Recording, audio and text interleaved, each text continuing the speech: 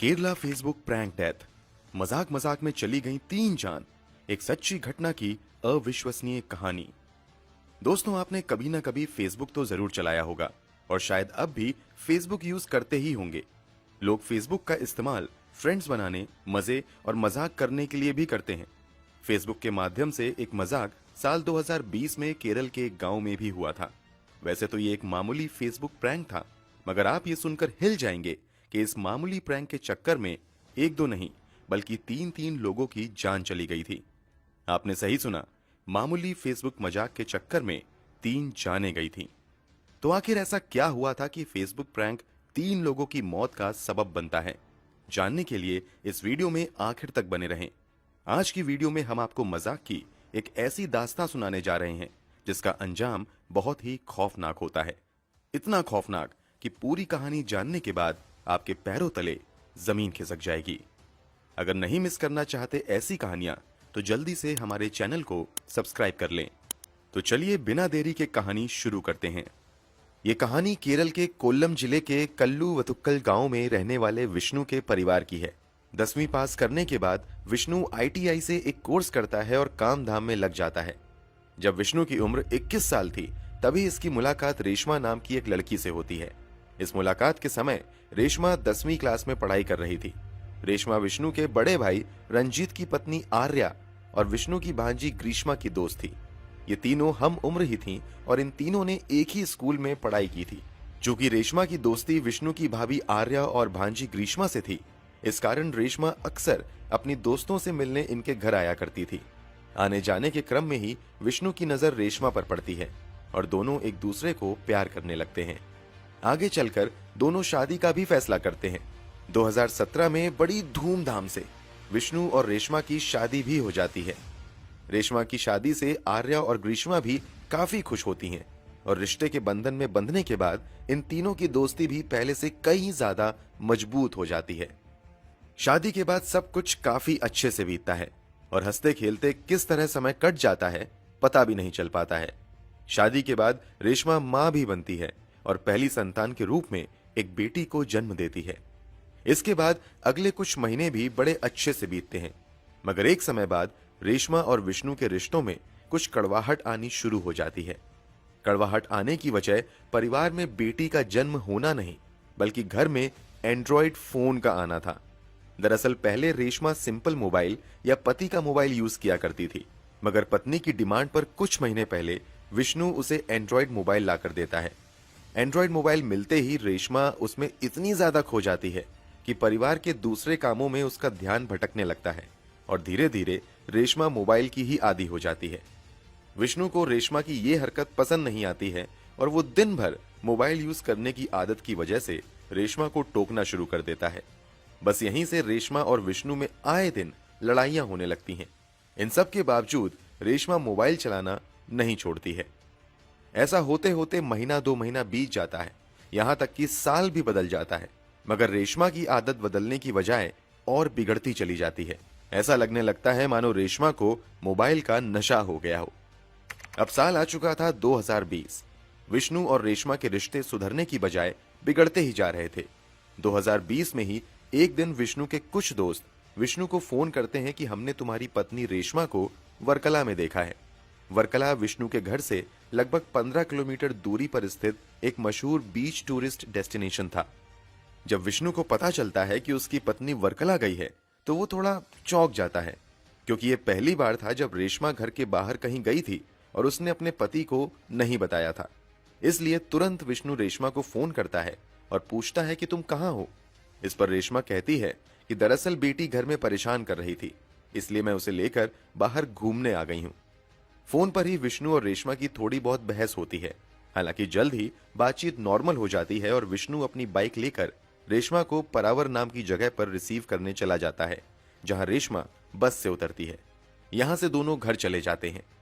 चूंकि साल 2020 में कोरोना महामारी बड़े स्तर पर फैली हुई थी और काम धंधे भी बुरी तरीके से बंद हो गए थे, इसका असर विष्णु पर भी आता है और उसे भी काम मिलना बंद हो जाता है। हालात इतने ज्यादा बिगड़ जाते हैं कि विष्णु को अपना घर तक बेचना पड़ता है। घर बेचने के बाद विष्णु अपनी पत्नी रेशमा को लेकर अपने ससुराल यानी रेशमा के घर रहने चला जाता है। रेशमा के पिता का नाम सुदर्शनन पिल्लई था, जो पेशे से एक कारपेंटर थे। ये परिवार के साथ परावर के पास में ही ओजाई कोट्टू नाम की जगह पर रहते थे। अब विष्णु और रेशमा भी यहीं रहने लगते हैं। अब साल आ चुका था 2021। तारीख थी 5 जनवरी 2021। हर दिन की तरह रेशमा के पिता सुदर्शनन पिल्लई सुबह सुबह उठते हैं और नहाने के बाद पूजा करने के लिए पास के मंदिर में चले जाते हैं। जब वो मंदिर से वापस आ रहे होते हैं, तभी उन्हें पास वाले ही खेत से कुछ आवाज सुनाई देती है। वो आसपास नजर दौड़ाते हैं, मगर उन्हें कुछ भी नजर नहीं आता है। फिर वो आवाज का पीछा करते हुए कुछ कदम आगे जाते हैं, तो जो नजारा उन्हें दिखता है वो देखकर उनके होश उड़ जाते हैं। वो देखते हैं कि पास में सूखे पत्तों का ढेर है और उसके नीचे से ही किसी के रोने की आवाज आ रही है। वो तुरंत कुछ ही दूरी पर टहल रहे अपने दामाद विष्णु को आवाज देते हैं और तुरंत अपने पास बुलाते हैं। विष्णु भी भागता हुआ वहां पर आता है और फिर अपने हाथों से पत्तों को हटाकर देखता है, तो वो भी बिल्कुल शॉक्ड रह जाता है। पत्तों के ढेर के नीचे एक नवजात था। देखने से लग रहा था कि इस बच्चे का जन्म अभी अभी हुआ है।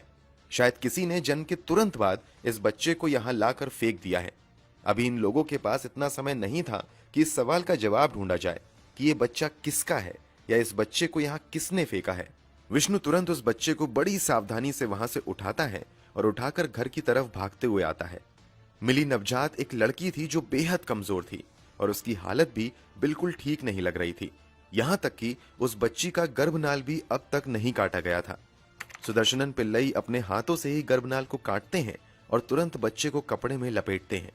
क्योंकि उस नवजात की हालत बहुत गंभीर लग रही थी, इसलिए बिना समय गंवाए विष्णु उस बच्ची को लेकर तिरुवनंतपुरम के श्री अविट्टम थिरुनल हॉस्पिटल चला जाता है। बच्ची को अस्पताल में भर्ती करवाने के बाद विष्णु इस बात की खबर पुलिस को भी दे देता है।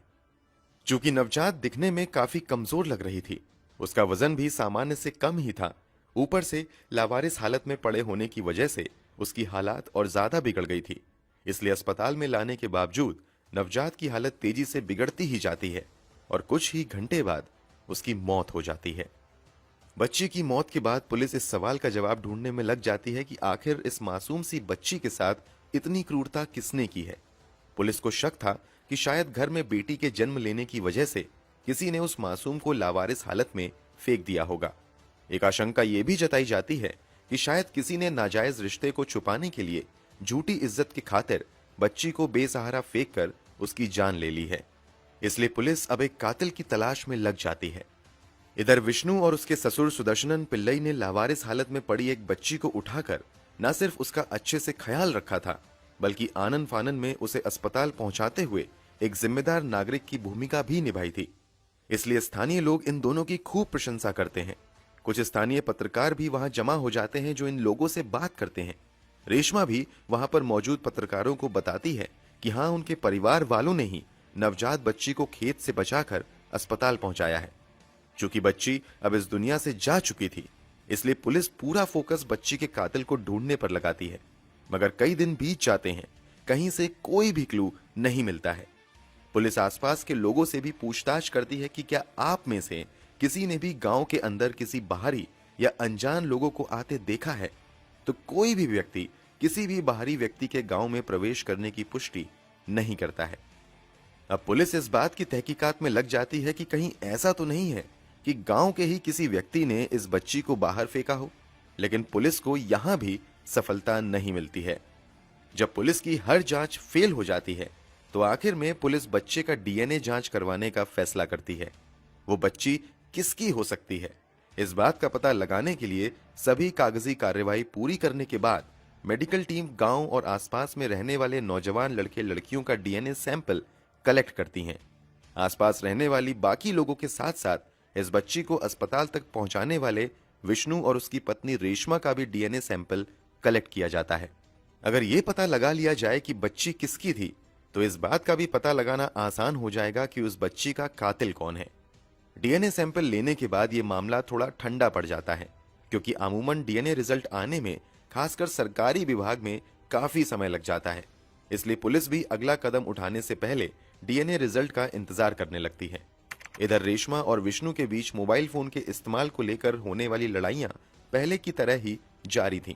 यहां तक कि बीते कुछ हफ्तों में इन दोनों के बीच कड़वाहट इतनी ज्यादा बढ़ जाती है कि एक दिन विष्णु रेशमा का मोबाइल तोड़ देता है। चूंकि विष्णु की जॉब जा चुकी थी और उसके पास कोई काम नहीं था, इसलिए वो रोजगार की तलाश में विदेश जाने का फैसला करता है और किस्मत से बहुत जल्दी उसे मौका भी मिल जाता है। फरवरी महीने में वो काम करने अबू धाबी चला जाता है। हालांकि वहां जाने से पहले वो अपनी पत्नी को नया फोन भी दिला देता है। अब 2021 की जून का महीना आ चुका था। लावारिस हालत में मिली बच्ची के माता पिता का पता लगाने के लिए कलेक्ट किए गए डीएनए सैंपल को जांच में भेजने के 5 महीने बाद फाइनली पुलिस को इस केस में बड़ा ब्रेक थ्रू मिलता है। पुलिस को पता चलता है कि गांव से जो डीएनए सैंपल कलेक्ट किए गए थे उसमें से एक कपल से बच्ची का डीएनए मिला है, मगर जिनसे डीएनए मिलता है वो कल्पना से परे होता है। बच्ची का डीएनए रेशमा और विष्णु से मिलता है। पुलिस की एक टीम तुरंत भागती हुई सुदर्शनन पिल्लई के घर जाती है। जब पुलिस रेशमा के परिवार वालों को बताती है कि आपकी बेटी रेशमा और दामाद विष्णु के डीएनए से ही बच्ची का डीएनए पूरी तरह मैच हो रहा है और मेडिकल जांच के आधार पर रेशमा उस बच्ची की मां है, तो वहां पर मौजूद हर शख्स हैरान रह जाता है और कुछ लोग हंसने भी लगते हैं। वो कहते हैं कि रेशमा पिछले कई महीनों से हमारे ही घर में रह रही है। अगर इस दौरान वो गर्भवती होती तो भला परिवार में कैसे किसी को पता नहीं चलता, और अगर ये बच्चा उसका होता भी तो उसे बच्चे को बाहर फेंकने की जरूरत क्या थी। रेशमा की मां भी इस बात की पुष्टि करती हैं कि उसकी बेटी की बस एक बेटी है जो 3 साल की हो चुकी है और उसके बाद से रेशमा को उसने कभी भी गर्भवती देखा ही नहीं है। पुलिस वालों को यह भी याद दिलाया जाता है कि जिस दिन बच्ची लावारिस हालत में मिली थी उस दिन आप लोगों ने भी रेशमा को बाहर ही देखा था। रेशमा ने कुछ स्थानीय पत्रकारों से बच्ची के मिलने की घटना के बारे में बात भी की थी। रेशमा के परिवार वालों की बातों में कहीं से कोई झूठ नहीं था, मगर दूसरी तरफ डीएनए रिपोर्ट थी जो चीख चीख कर कह रही थी कि बच्चे की बायोलॉजिकल मां रेशमा है। सभी तथ्य सामने आने के बाद पुलिस वालों को लगता है कि शायद जांच में कोई गड़बड़ी हुई होगी, इसलिए फिर से जांच करवाने का फैसला किया जाता है और दोबारा भी रिजल्ट पहले जैसा ही आता है। अब पुलिस को लगने लगता है कि कुछ तो दाल में जरूर काला है, इसलिए 22 जुलाई 2021 को पुलिस सीधे रेशमा को गिरफ्तार कर लेती है और उससे पूछताछ शुरू हो जाती है। अब जो पुलिस पूछताछ में आगे खुलासा होता है वो यकीन से परे होता है। जब पुलिस सख्ती से पूछताछ पर उतरती है तो रेशमा स्वीकार करती है कि दरअसल उस बच्चे को उसी ने 5 जनवरी 2021 की सुबह जन्म दिया था और सबकी नजरों से बच बचाकर उसे पास के खेत में जाकर पत्तों के नीचे छिपा दिया था। पुलिस सबसे पहले ये जानने की कोशिश करती है कि आखिर रेशमा ने ऐसा क्यों किया। इस पर रेशमा जो खुलासा करती है वो बेहद चौंकाने वाला था। रेशमा बताती है कि हाथ में एंड्रॉइड फोन आने के बाद वो अपना फेसबुक अकाउंट बनाती है। यहीं लगभग 1.5 साल पहले फेसबुक पर आनंदू नाम के एक लड़के से उसकी दोस्ती हुई थी। दोस्ती होने के बाद धीरे धीरे आनंदू और रेशमा में काफी बातें होने लगती हैं। रेशमा जो दिन भर मोबाइल पर चिपकी रहती थी उसकी वजह यह थी कि वो दिन भर फेसबुक के जरिए अपने कथित बॉयफ्रेंड से चैट किया करती थी। हालांकि विष्णु को कभी भी इस बात की भनक नहीं लग पाई कि उसकी पत्नी फेसबुक पर किसी लड़के से बात कर रही है। बातचीत के दौरान ही रेशमा फेसबुक वाले दोस्त को प्यार करने लगती है। वो दोस्त भी कहता है कि मैं भी तुमसे बहुत ज्यादा प्यार करता हूँ और मैं अब तुमसे शादी करना चाहता हूँ। जब दोनों हद से ज्यादा एक दूसरे को प्यार करने लगते हैं तो एक दिन रेशमा बताती भी है कि वो शादीशुदा है। इस पर उसका फेसबुक बॉयफ्रेंड कहता है कि मुझे कोई दिक्कत नहीं है, अगर तुम चाहो तो मैं तुमसे फिर भी शादी कर लूंगा। शादी का प्लान फाइनल करने से पहले रेशमा बॉयफ्रेंड से मिलने को कहती है और वो राजी हो जाता है। मिलने की जगह तय करने के बाद एक दिन रेशमा अपने साथ बेटी को लेकर घुमाने के बहाने घर से निकलती है, मगर उस दिन उसका बॉयफ्रेंड आनंदू नहीं आ पाता है। रेशमा पूछताछ के दौरान आगे बताती है कि वो एक दिन आनंदू को बताती है कि मैं गर्भवती हो गई हूँ। इस पर आनंदू कहता है कि मैं तुम्हें शादीशुदा स्वीकार तो कर सकता हूँ, मगर एक बच्ची के साथ तुम्हें स्वीकार नहीं कर पाऊंगा, इसलिए तुम उस बच्चे के जन्म लेते ही उसे खत्म कर देना, फिर हम दोनों शादी कर लेंगे। इसलिए जैसे ही बच्चे का जन्म होता है आनंदू के कहे अनुसार चुपचाप रेशमा उसे पास के खेत में मरने के लिए फेंक देती है। इस बात से अनजान कि वो खेत में पड़ी बच्ची उसी की है, विष्णु खेत से उसे उठाता है और अस्पताल तक पहुंचाता है। इधर पत्नी की गिरफ्तारी की खबर होते ही उसका पति विष्णु भी अबू धाबी से वापस आ जाता है। भारत आते ही विष्णु भी पुलिस स्टेशन जाता है जहां उससे भी पूछताछ शुरू होती है। अब विष्णु जो दावा करता है वो और भी हैरान करने वाला होता है। विष्णु कहता है कि वो हमेशा अपनी पत्नी के साथ ही रहता था, मगर कभी भी उसे ऐसा नहीं लगा कि उसकी पत्नी गर्भवती है। विष्णु यहाँ तक कहता है कि जिस सुबह यानी 5 जनवरी की सुबह बच्ची मिली थी, उससे 2 दिन पहले हम दोनों साथ में मंदिर गए थे, मगर कहीं से भी ऐसा नहीं लगा कि रेशमा गर्भवती है। इतना ही नहीं, जब 4 जनवरी की रात विष्णु काम से वापस आया था तो रेशमा ने ही रात के 11 बजे दरवाजा खोला था। जब रेशमा से विष्णु के इन दावों के बारे में पूछा गया तो रेशमा कहती है कि विष्णु सच बोल रहा है। मैंने कभी भी उसे गर्भवती होने की बात नहीं बताई, क्योंकि मैंने फैसला कर लिया था कि इस बच्चे के जन्म लेते ही मैं उसे दुनिया की नजरों से छिपाकर मार दूंगी, फिर आनंदू के साथ दूसरी शादी कर लूंगी। रेशमा ये भी बताती है कि उसने बच्ची को जन्म देने के बाद छोड़ तो दिया, मगर उसके बाद से आनंदू से ही उसकी बहुत कम बात हुई है। वो बताती है कि हमने कई बार मिलने का प्लान भी बनाया, मगर मिलने का प्लान अब तक कई बार अंतिम क्षण में कैंसिल हो चुका है। ये कंफर्म होने के बाद कि वो बच्चा रेशमा का ही था, अब आपके जहन में एक सवाल आ रहा होगा कि आखिर रेशमा की गर्भवती होने की जानकारी परिवार में, यहां तक कि उसके पति को भी कैसे नहीं हुई? तो इसका जवाब हम आपको आगे बताएंगे। फिलहाल चलिए इस कहानी में आए अब तक के सबसे बड़े ट्विस्ट के बारे में बताते हैं। डीएनए जांच और रेशमा के बयान से बिल्कुल साफ हो गया था कि वो बच्चा रेशमा और विष्णु का ही था। उस बच्चे को मरने के लिए रेशमा ने ही छोड़ा था। विष्णु का उसमें कोई हाथ नहीं था, बल्कि रेशमा ने यह सब कुछ अपने कथित बॉयफ्रेंड आनंदू के कहने पर किया था। मतलब रेशमा के जुर्म में आनंदू भी बराबर का गुनहगार था। इसलिए पुलिस अब रेशमा के फेसबुक बॉयफ्रेंड आनंदू का पता लगाने में लग जाती है। चूंकि अब तक रेशमा आनंदू से सिर्फ टेक्स्ट मैसेज के जरिए ही बात कर रही थी, किसी ने आनंदू को देखा ही नहीं था, इसलिए पुलिस के पास आनंदू के बारे में ज्यादा जानकारी नहीं थी। फेसबुक ही एकमात्र सहारा था, इसलिए पुलिस की साइबर सेल आनंदू नाम के शख्स की प्रोफाइल का पता लगाने में जुट जाती है, मगर कहीं से कोई जानकारी हाथ नहीं लगती है। आनंदू नाम के सैकड़ों फेसबुक अकाउंट खंगाल लिए जाते हैं, मगर रेशमा के आनंदू का कोई अता पता नहीं चलता है। इस इन्वेस्टिगेशन के दौरान ही पुलिस को पता चलता है कि रेशमा जिस मोबाइल नंबर का इस्तेमाल कर रही है वो उसकी जेठानी और उसकी स्कूल के जमाने की दोस्त आर्या के नाम पर है। आर्या के बारे में हमने आपको वीडियो की शुरुआत में बताया था कि वो विष्णु के बड़े भाई की पत्नी है। जांच पड़ताल के दौरान ये भी पता चलता है कि एक मोबाइल जो कभी रेशमा यूज करती थी वो भी आर्या ही यूज कर रही है। पुलिस को लगता है कि शायद रेशमा के पुराने मोबाइल से उसके कथित बॉयफ्रेंड आनंदू का कुछ पता लग सकता है, इसलिए पुलिस अब पूछताछ के लिए आर्या को नोटिस जारी करती है और उसे 24 जुलाई को मोबाइल के साथ थाने में आने को कहा जाता है। मगर ये क्या, 24 जुलाई 2021 को आर्या अचानक दिन दहाड़े गायब हो जाती है।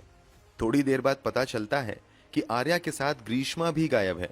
ग्रीष्मा के बारे में भी हमने आपको वीडियो की शुरुआत में ही बताया था कि ग्रीष्मा भी रेशमा के स्कूल के समय की सहेली और उसके पति विष्णु की भांजी थी। पुलिस से पहला केस पूरी तरीके से सॉल्व भी नहीं हुआ था कि अब ये नई मुश्किल उनके सामने आ गई थी। अब इन 2 लापता लड़कियों को खोजने के लिए पुलिस लग जाती है। जांच की शुरुआत आर्या और ग्रीष्मा के घर से ही होती है। खोजबीन के दौरान ही पुलिस को ग्रीष्मा का लिखा एक नोट मिलता है। नोट में बस ये लिखा हुआ था कि मैं नहीं चाहती कि बच्चों की मौत का जिम्मेदार मुझे ठहराया जाए। अब ये एक लाइन का नोट इस पूरे केस में पुलिस के लिए बड़ा पेच था। पुलिस समझ ही नहीं पा रही थी कि आखिर इस पूरे केस से ग्रीष्मा का क्या लेना देना है। अब पुलिस अपनी जांच और तेज कर देती है और आसपास के सीसीटीवी खंगाले जाते हैं। एक जगह की सीसीटीवी फुटेज में आर्या और ग्रीष्मा साथ में दिखाई देती हैं। दिन भर इन दोनों की खोजबीन जारी रहती है, मगर कोई कामयाबी नहीं मिलती है। अगले दिन यानी 25 जुलाई 2021 को पुलिस को खबर मिलती है कि पास के ही इट्टीकरा नदी में 2 लड़कियों की लाश है। आनन फानन में पुलिस वहां जाती है और नदी से लाश को निकलवाया जाता है। इन दोनों लड़कियों की पहचान 23 साल की आर्या और 19 साल की ग्रीष्मा के तौर पर की जाती है। पोस्टमार्टम में इन दोनों से किसी भी तरह के जोर जबरदस्ती की पुष्टि नहीं होती है और ना ही शरीर पर किसी भी तरह के चोट के निशान थे। पोस्टमार्टम में मौत की वजह डूबने को बताया जाता है। ये मामला सुसाइड का ही लग रहा था। अब ऐसे में नया सवाल ये था कि आखिर इन दोनों ने एक साथ सुसाइड क्यों कर लिया और इस पूरे केस से उनका क्या लेना देना था। जब पुलिस इस सवाल का जवाब ढूंढने निकलती है तो जो खुलासा होता है वो और भी हिलाने वाला होता है। पुलिस पूछताछ के दौरान रेशमा और आर्या की सास यानी विष्णु की मां बताती हैं कि कल ही आर्या ने मुझे बताया था कि कभी ग्रीष्मा ने ही आनंदू नाम से एक फर्जी फेसबुक आईडी बनाई थी और अपनी मामी यानी रेशमा से मजाक करने के लिए उसे फ्रेंड रिक्वेस्ट भेज दी थी और फिर आनंदू बनकर उससे बात करने लगी थी।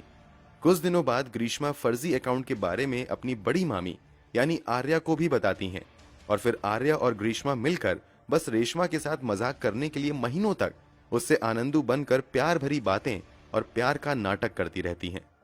आगे जांच के दौरान पुलिस को पता चलता है कि ग्रीष्मा का कोई बॉयफ्रेंड भी है।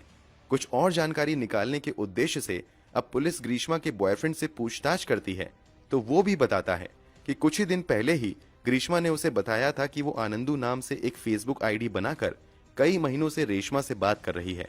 रेशमा आनंदू के प्यार में पागल है। पूछताछ में खुलासा होता है कि वो ग्रीष्मा ही थी जिसे आनंदू समझकर रेशमा अपने गर्भवती होने की बात बताती है।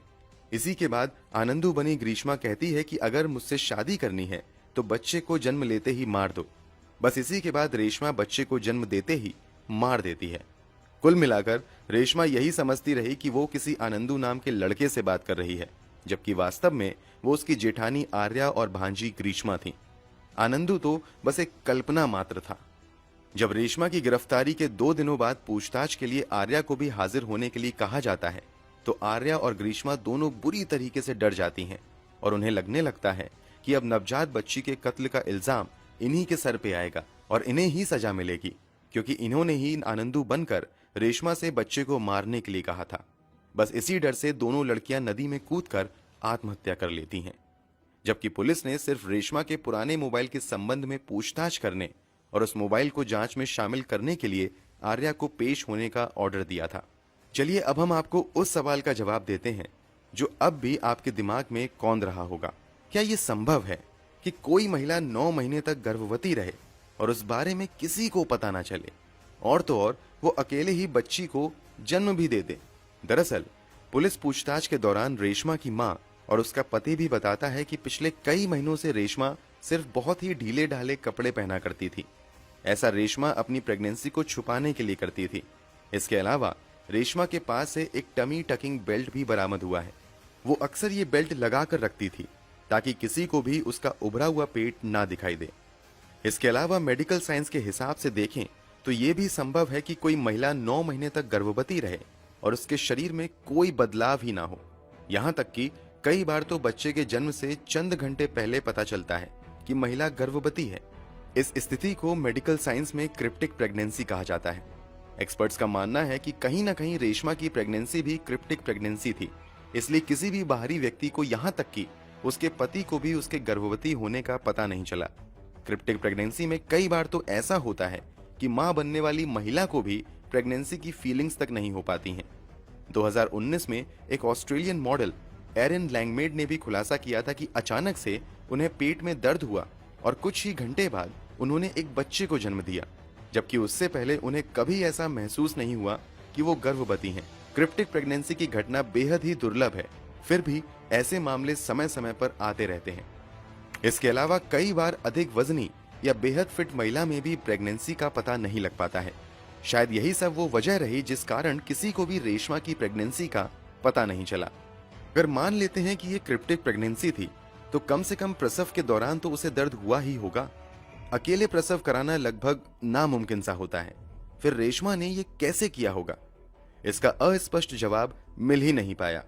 यहां हम बस इतना कह सकते हैं कि शायद रेशमा फेसबुक बॉयफ्रेंड आनंदू के प्यार में पागल थी और उसी पागलपन में उसने अकेले ही बच्चे को जन्म भी दे दिया और उसे अपने ही हाथों से मरने के लिए छोड़ भी दिया। या फिर रेशमा ने ये सब कुछ अदृश्य आनंदू के प्यार की ताकत के सहारे कर लिया। एक सवाल ये भी उठता है कि भले ही रेशमा ये नहीं जानती थी कि असल में आनंदू है ही नहीं, उसके साथ मजाक हो रहा है, मगर ग्रीष्मा और आर्या को तो सच्चाई पता थी, तो इसके बावजूद दोनों ने रेशमा के बच्चे के जन्म लेते ही उसे मारने को क्यों कह दिया? दरअसल परिवार के दूसरे सदस्यों की तरह रेशमा की प्रेगनेंसी का पता आर्या और ग्रीष्मा को भी नहीं चलता है। इस कारण ग्रीष्मा और आर्या को लगता है कि रेशमा प्रेगनेंसी के बारे में झूठ बोल रही है, इसलिए दोनों मजाक जारी रखते हुए रेशमा से बच्चे को जन्म लेने के बाद मारने के लिए कह देते हैं। चूंकि रेशमा ने सच में बच्चे को जन्म देने के बाद मरने के लिए छोड़ दिया था और बच्चे की मौत के बाद पुलिस कातिल की तलाश में थी, इसलिए रेशमा की गिरफ्तारी और पुलिस की नोटिस के बाद आर्या और ग्रीष्मा को राज खुलने का डर सताने लगता है और दोनों डर के मारे आत्महत्या कर लेती हैं। इधर रेशमा भी गिरफ्तारी के बाद से ही जेल में बंद है। वहीं उसका पूरा परिवार इस मजाक की कीमत चुका रहा है। इस पूरे केस को इस क्षेत्र के एसीपी वाई निजामुद्दीन खुद ही हैंडल कर रहे थे और उन्हीं की ईमानदार कोशिशों का नतीजा रहा कि इस मजाक और इस मजाक के खौफनाक अंजाम से पर्दा उठ पाया और उस नवजात की कातिल मां का पता चल पाया। दोस्तों, इस कहानी से आपको क्या सीख मिलती है, कमेंट बॉक्स में जरूर बताएं। आपकी नजर में इस केस में सबसे बड़ा दोषी कौन है, वो भी कमेंट बॉक्स में जरूर बताएं। अगर वीडियो अच्छी लगी हो तो इसे लाइक जरूर करें, शेयर तो जरूर करें ताकि बाकी लोग भी इस कहानी से सबक ले सकें और कभी आर्या ग्रीष्मा जैसी गलती ना करें। अगर आपने अब तक इस चैनल को सब्सक्राइब नहीं किया है तो जाने से पहले जल्दी से चैनल को सब्सक्राइब करें, साथ ही बेल आइकन दबाकर नोटिफिकेशन भी ऑन कर लें। क्राइम की दुनिया से जुड़ी ऐसी ही दूसरी घटनाओं की सच्ची कहानी जानने के लिए हमारे साथ जुड़े रहें। धन्यवाद।